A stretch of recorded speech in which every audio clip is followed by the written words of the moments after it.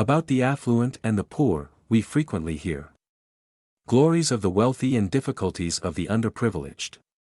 But what distinguishes a wealthy thinking from a poor mindset? Is it modifiable? When we discuss the affluent and the poor, who are we actually talking about? Exists a specific definition for each category? In a word, no. Here's a hint as to what I'm getting at, though. The wealthy are who? Rich mentality. Rich individuals are typically thought of as having more money, possessions, and a better quality of life. Real estate, bonds, and equities are only a few of these assets. Rich individuals may not always have to act wealthy. The impoverished are who? People who are poor are those who overspend. People who are poor are those who overspend. They have no assets and, at best, no money. Real poverty, however, is the accumulation of toxic debt, such as credit card debt and payday loans, which results in a negative net value. Low income and a worse standard of living are typically linked with the poor. They frequently have far less assets, perhaps none at all, and are in debt. What is a mindset, then, that we have that settled? What constitutes a mindset? Money attitudes, the collection of preconceived ideas that make up a person's mentality, are created by the influences in their environment, such as their family, personal experiences, the media, and their education. In other words, a person's condition is shaped by a set of ideas they have. People may be categorized by their mindsets. These widespread notions, spending patterns and attitudes about money, in this instance aid in separating the wealthy from the poor. How? 1. Compound interest favors the wealthy and disadvantages the poor.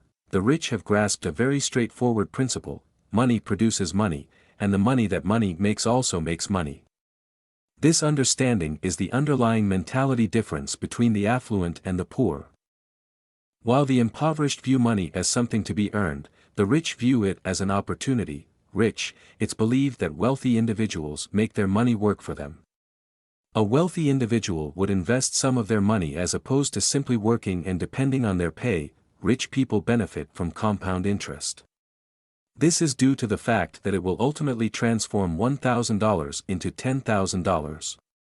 A wealthy individual might ultimately decide to forego employment and live off of investment income. However, the wealthy typically work because they enjoy what they do rather than because they need the money. Poor, it is stated that those in poverty labor for pay. They don't invest it or save it. A person in poverty views $1,000 as just $1,000. A person in poverty works from paycheck to paycheck their entire life. At best, poor people spend all of their income on things they don't really need from the affluent. At the end of the month, they have nothing left.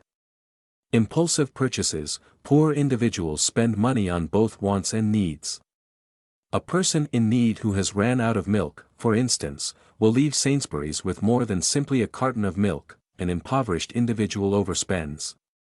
They are more interested in current trends than wealth. Poor folks give image some thought. 3. Objectives: rich individuals look at the long term, whereas impoverished people just care about today. Rich individuals tend to think strategically, which is getting harder to do in our age when quick satisfaction is the norm. By demonstrating how to organize and manage your money like wealthy people do, Motivation Zone Money enables you to develop a wealthy mindset. Motivation Zone makes it simple to establish objectives and develop responsible spending practices. To help you reach your objectives, Motivation Zone will create a visual timeline and provide you with real-time feedback on your daily expenditures. It's a tried-and-true approach that works. Poor individuals tend to set no objectives, or at most, short-term ones. They do not understand the value of long-term objectives like saving money for the future. Poor people frequently live from paycheck to paycheck. Making ends meet becomes virtually hard when a catastrophe strikes. A poor individual laid off during COVID-19, for instance, would suffer greatly from the loss of funds. The difficulty of life would increase. 4. The way one views risk: rich individuals frequently take risks. Rich individuals are more inclined to weigh the risk of an investment when given the chance to fund a company, for instance. Rich individuals view this as an opportunity to expand their fortune if the estimate is adequate. Poor individuals are frequently risk-averse. Risk aversion is more prevalent in the impoverished. Poor individuals, for instance, are more likely to decline an offer to participate in a business right away. They do not see this as an opportunity to get more money. They perceive this as a decrease in their available funds. 5. Learning orientation. People with money are ready to learn. Bonds, equities, or even real estate do not offer the highest compounded return. It originates in education. The majority of millionaires in the United States learned how to accumulate riches. They were not all born wealthy. They become more world-aware as they gain knowledge. The more straightforward the connections, the more money they may generate. Rich people understand they don't know everything. The wealthy are not hesitant to ask for guidance. They understand that everyone can teach us something. People in poverty don't want to study. People in poverty do not like to study. They value immediate pleasure. They are concerned with their image and what others think of them. Therefore, they lack self-awareness, don't appreciate hearing different viewpoints, and get easily intimidated when questioned. For the impoverished, having money is only a fantasy. They prefer to think that the wealthy are either born rich, malevolent, or exploit the poor because they lack the intellectual curiosity to discover otherwise.